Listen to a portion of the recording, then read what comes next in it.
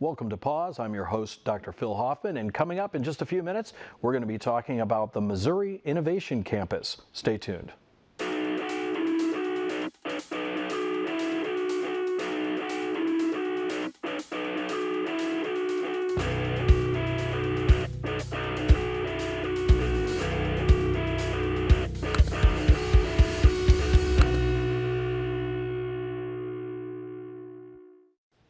Welcome to Pause, and we're here today to talk to some folks about the Missouri Innovation Campus. We're going to be talking to Stan Elliott and Elaine Metcalf, and welcome to the program. Thanks. Thank you. Thank you. So Stan, as director of the Missouri Innovation Campus, I guess the first thing we want to do is, if folks have never heard of that and they don't know what it is, can you kind of give a thumbnail description of what it's all about? Sure, be happy to. The Missouri Innovation Campus started basically in the fall of 2011, and it's a program designed with 4 goals in mind. One, accelerate students to a degree where they would have their AAS degree and bachelor's degree 2 years after high school graduation.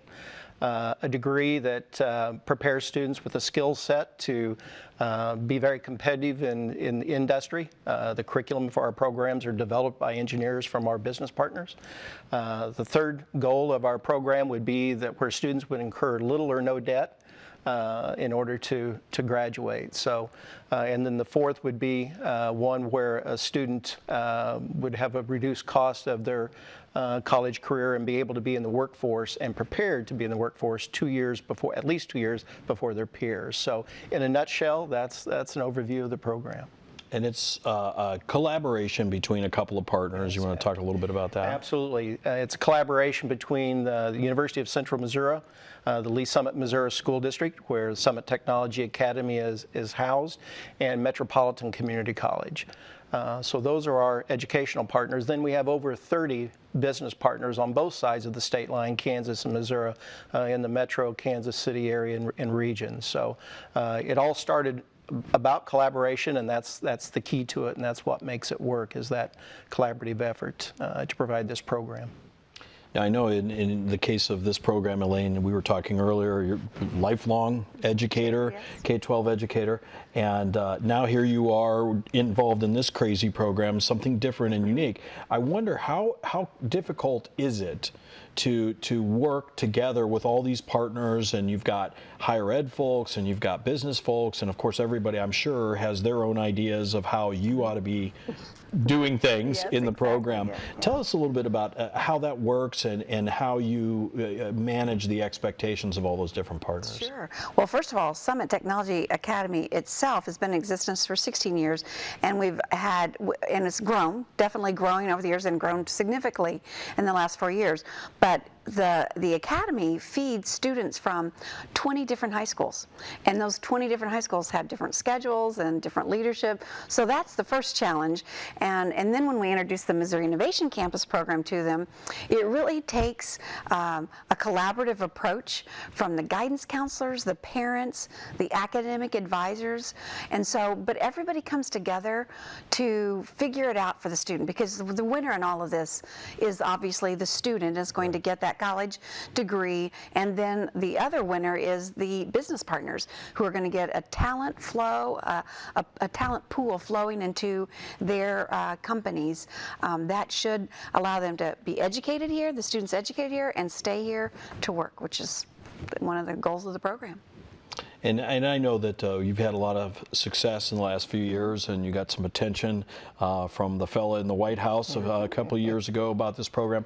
And I think for me, one of the reasons why this program gets so much attention is because of that fact. The difficulty in pulling something like this off successfully for more than a year is very high, and I don't think many times people appreciate just how intricate all these interlocking programs and expectations are. You know, how did this program manage to succeed where others just didn't really do that?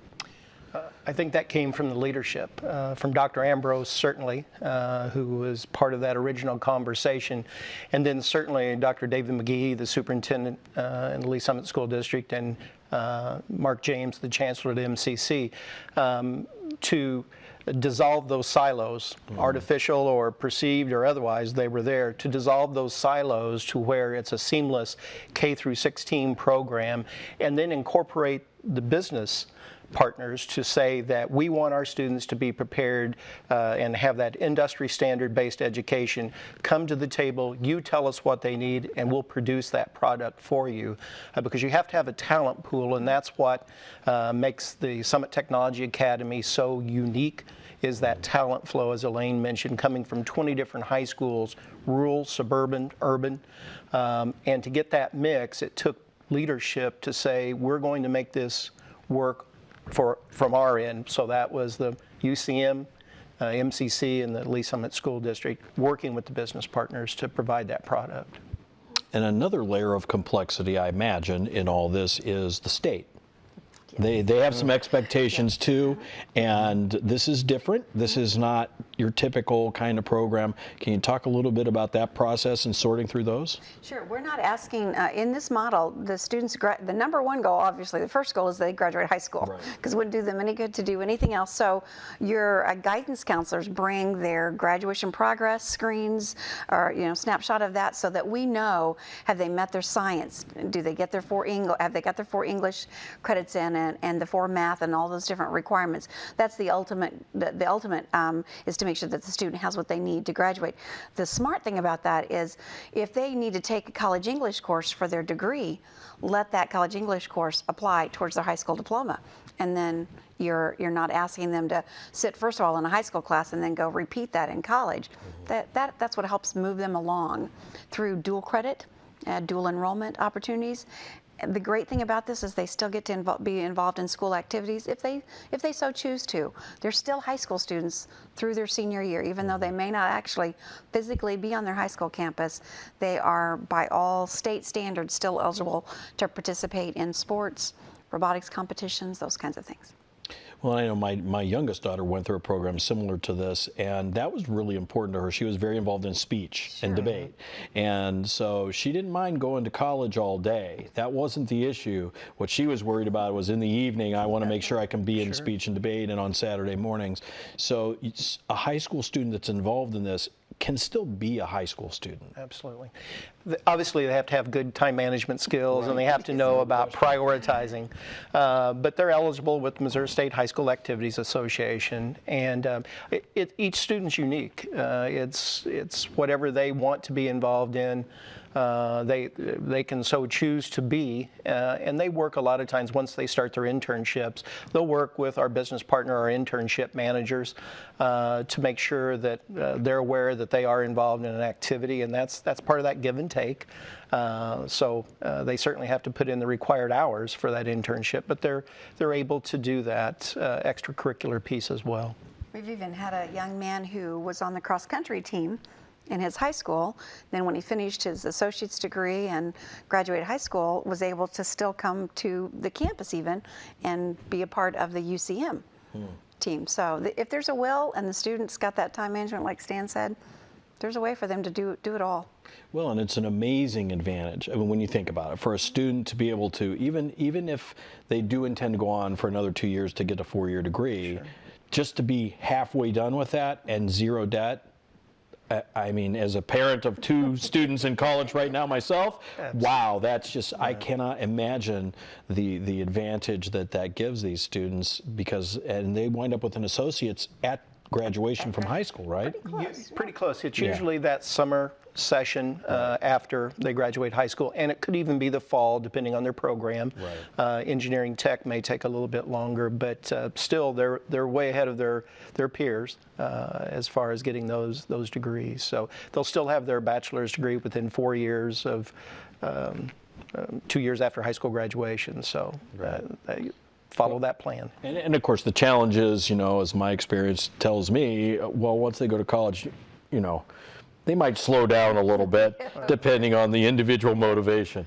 But certainly this provides a tremendous advantage to a student in terms of getting into a career much more quickly or accelerating their time at a university. I imagine there's a little sort of being selfless in the sense of a university or the community college being involved in this, because you are giving up a little bit in some areas. Why did that happen here and maybe not in other places? Do you know? Is there something unique about? I think it comes back again to the leadership with Dr. Ambrose and the program, that there are students who, even though they're juniors and seniors in high school, a non-traditional path is what they would prefer. They may not care that they are involved in a full college experience, that they want to be out in the workforce with the applied learning. And they like the hands-on. They like to be doing, and I think that's what this program provides. It's certainly not for every student, but I think it gives them that option. And oftentimes, parents, we joke about this. Parents hear about 2 years less college cost and little to no college debt, but we often remind them it's their student that has to do the work year-round for 4 years, and there's never a semester off. As Elaine said, we're taking dual credit courses and usually 6 hours of college courses on top of their regular high school schedule. So it has worked for us, and it just takes everybody with a common vision and mission to make that happen. So for folks that are watching this at home right now and they're thinking, oh, I have to get Johnny into this program, can you talk a little bit about how somebody becomes part of this program? Sure. As a sophomore, that's really when it happens. Summit Tech Academy, we reach out to all of our different sending schools, and we bring on new schools all the time. All we have to do is, if the school says, yes, we'd like to be a part of this program, they need to start, first of all, by exploring our website, which I might mention is sta.lsr7.org, and there's a link right on there for Missouri Innovation Campus. And you can also get to it from the university's website as well. So either way will get you to the MIC, but because it starts with admission into the Summit Tech Academy, I first direct parents to come explore the programs that are there. We have open house events at least 3 times a year. We work with all of our area high schools to bring tours through. So, because seeing what we're doing in the academy is really way better than reading about it on the website or even watching the videos that are out there. So we open our doors to say, come see what we're about, talk to some of the students in the program. And so they apply. They apply to the academy in their sophomore year, and then the whole admission process starts to UCM and to Metropolitan Community Colleges in probably April of their sophomore year in high school. Great. Well, we're out of time for this segment. I want to thank you both for joining us today. Missouri Innovation Campus. Missouri Innovation Campus. If you have an interest, you can visit the website that we just spoke of, and if you can't remember that and you don't rewind this, you can contact us right here at KMOS, and we'll be happy to connect you with the folks at the Missouri Innovation Campus. Thank you for joining us today, and we'll be back with more in just a minute on Pause.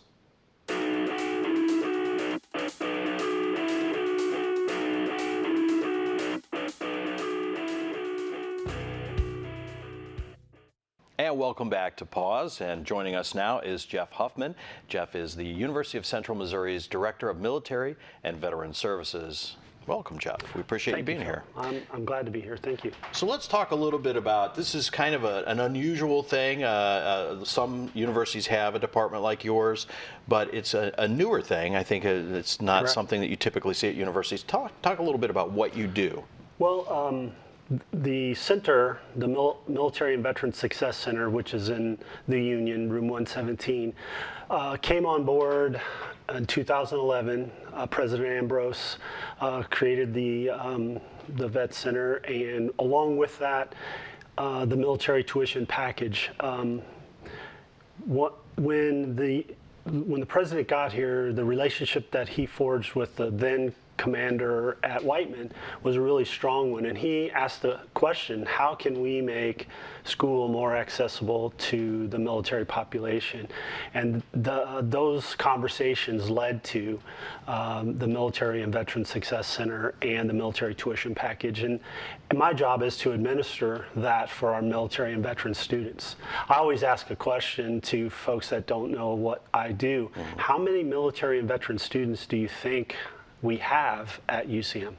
Well, and certainly, I'm not going to fall for that, Jeff. Oh, come on. But certainly, with our proximity to Whiteman, I would think it's a pretty high number, probably higher than folks would anticipate. Correct. I most often get 400 or 500, but last semester, the spring semester this year, we had 1,034 total MilVet students. So it's almost like 10%-ish yeah, of the. pretty high. And surprisingly, a lot of folks think that they're all Air Force personnel because of the proximity. Sure, yeah. But we actually, about half of them are from the Missouri National Guard Army.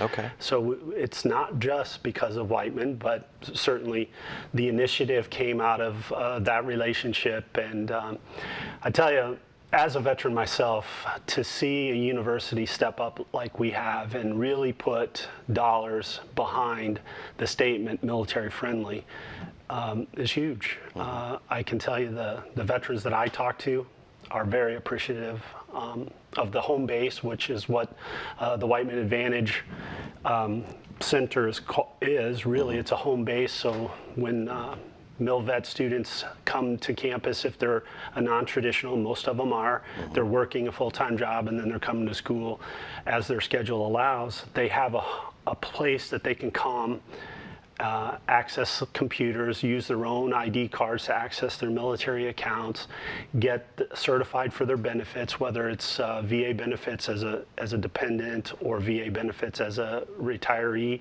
or active duty benefits as a tuition assistance from either the state or the federal government. So it's more than just helping students into education. It's really removing all those barriers. Right. And I would imagine that part of that is navigating the system. Correct. You know, just accessing, even if you are eligible for money, I would guess that it's probably not easy to access that. Correct. You need some help sometimes. Sure. And that's what we do. That we're 3 full-time employees in the MilVet Center.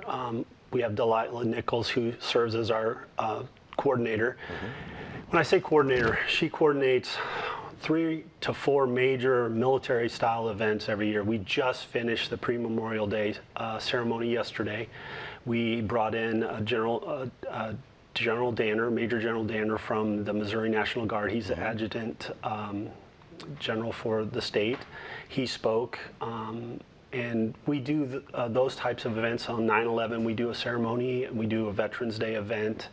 And then typically we'll do some other event throughout the year to just bring awareness to the general student population and the faculty and staff, and give everyone opportunity to show their appreciation for those that have served and who have lost their lives serving in the case of Memorial Day.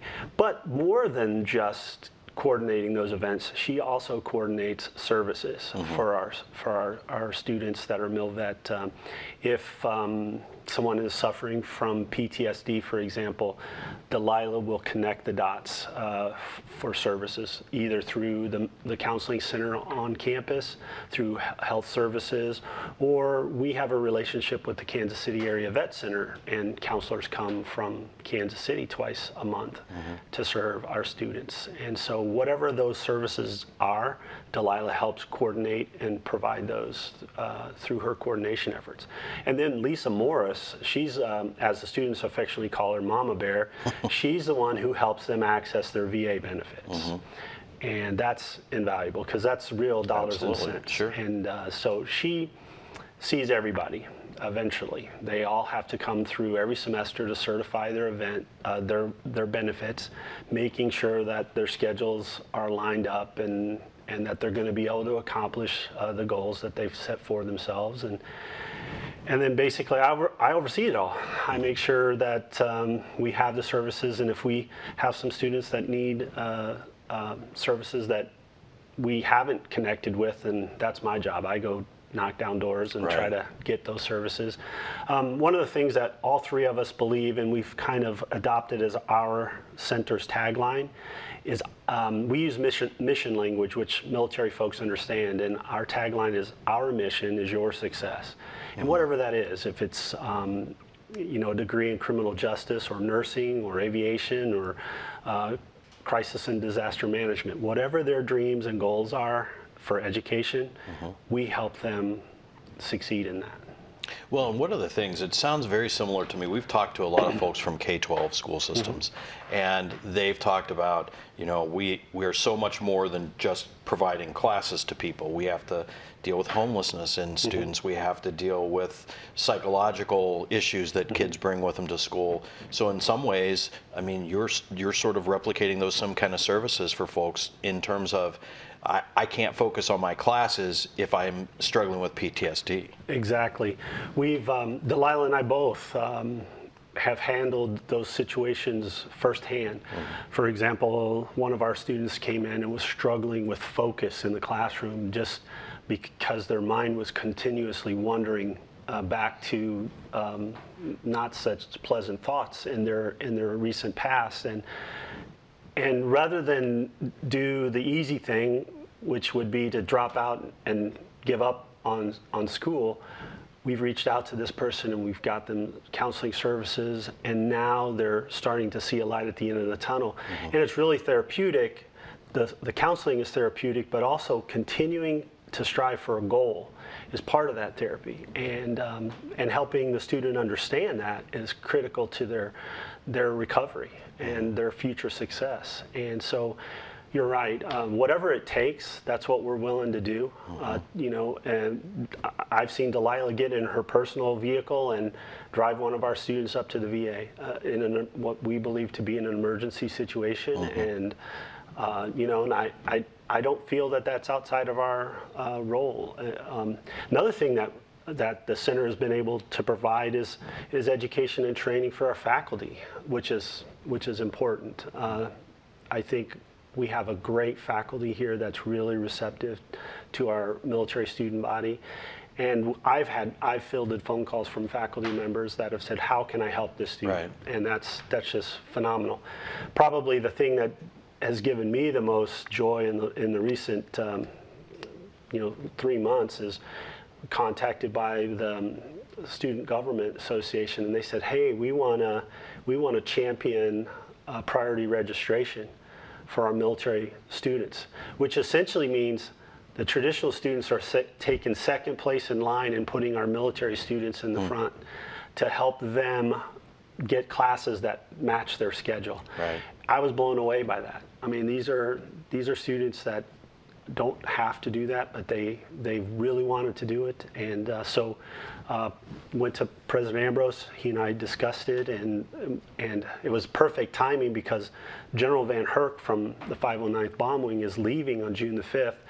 And in the past, our institution has given a legacy gift to the previous wing commanders, and it lined up perfectly. So in General Van Herk's name, we created Wing Access to allow all of our military and veteran students to get in the front of the line for priority registration for classes. That'll take place this fall. So that's a big step, and it was student-led. That's what was so wonderful about it. So the idea originally came from student government. That wasn't a Jeff idea. We were thinking about it. Right. I'll be honest with you. I'd gone to a conference and heard about some schools that were doing it. But then the students came to me, and I was like, "What?" That's why I was so blown away by it. It was really, it was perfect timing, and everything lined up perfectly. But you're right. It was really initially brought by the students. Well, I know nowadays, so you see a lot of universities, they'll have some sort of office of the Veterans Affairs or Military Affairs. What makes UCM's commitment different? What makes it maybe more stronger, more special, or different than what you see typically? Well, I would say a couple of things: the dedicated staff, and the fact that we're trying to break down some of those barriers. It's one thing to have military students and certify their benefits and get them into class. It's an entirely different thing to have services that help them succeed. No veteran wants to be treated specially. I didn't, and I don't know any of our students that do. Right. And most won't ask for help on their own. But having it there and providing it is huge. And I think that's one of the things that separates us from the rest. Having dedicated space, having leadership and faculty involved. I mean, it's all inclusive, really. All of these things contribute to the student success. And I mean, it's not just military student success. UCM is about student success across the board. There's no doubt. But having the dedicated staff to make sure that this student population succeeds, and the reason why, when you ask the president, I don't know if you've had a chance to interview him yet, but if you asked him why, and he'll simply say, because it's the right thing to do for this population.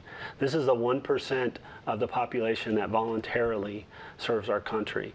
And it's the right thing to do, and I believe, we all believe that, and that makes it so much easier to serve them. Well, Jeff, we only have like a minute left here. It's a little after Memorial Day. If folks are watching this and they want to know how to access some of these services, where do they go? Is there a website? How do they get that? Well, you can always access us through www.ucmo.com/vets, and that'll bring you right to our page on the UCMO website. But you can come into the center. The center is open. A lot of our traditional students go by and they look in and they see things going on in there, and if I see them, I'm waving them in. Come on in. You know, it's not just a military veterans center, and we've seen more and more students come in and start to study with their colleagues and friends that are military. So certainly coming in, I have an open door policy, and I know Delilah and Lisa do as well. Well, Jeff, thank you for coming in today. We appreciate all your help. And as always, if you're watching this right now and you missed that and you need some information, feel free to call us right here at the station. We'll get you connected to Jeff and help you access some of those benefits as well. Thank you for joining us on Pause today. We'll see you next time.